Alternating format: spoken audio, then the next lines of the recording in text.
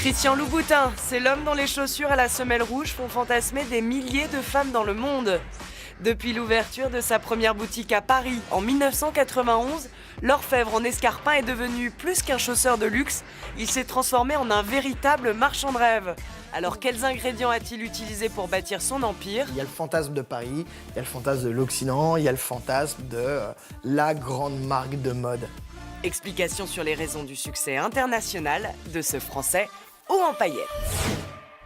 Il a su communiquer sur des valeurs qui font fantasmer le monde entier, enfin en tout cas les femmes, le sexy, enfin la limite de l'érotisant. Ses chaussures ont quelque chose de presque fétichiste. Fétichiste certainement, à tel point que les Louboutins incarnent aujourd'hui dans le monde entier l'image de la femme accomplie et épanouie. Ce qui n'est pas pour déplaire aux hommes qui en raffolent aussi et qui ne perdent pas une occasion pour en offrir à leurs dames. Et ça m'étonne pas que ce soit un cadeau que les hommes aient envie de faire à leurs femmes. C'est un peu comme offrir des sous-vêtements un peu coquins, quoi. Mais c'est un vrai pari que Christian Louboutin a fait en créant sa griffe de luxe, car qui dit haut de gamme dit très peu accessible.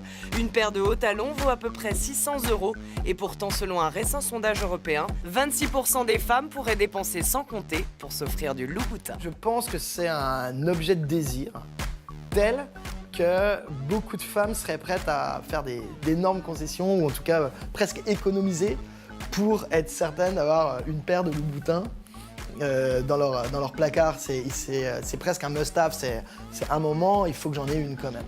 En tout cas, une certitude, ce Français designer de génie part chaque jour davantage à la conquête de l'étranger.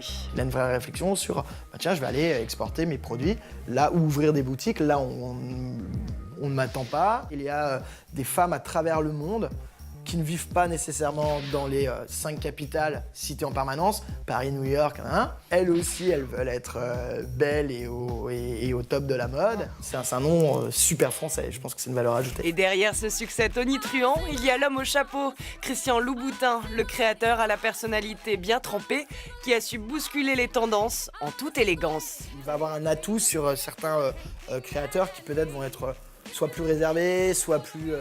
Il est à la fois élitiste et à la fois on a l'impression qu'on peut l'approcher. Si le français est aujourd'hui présent dans plus de 40 pays, le créateur doit maintenant pérenniser son succès sur les décennies à venir.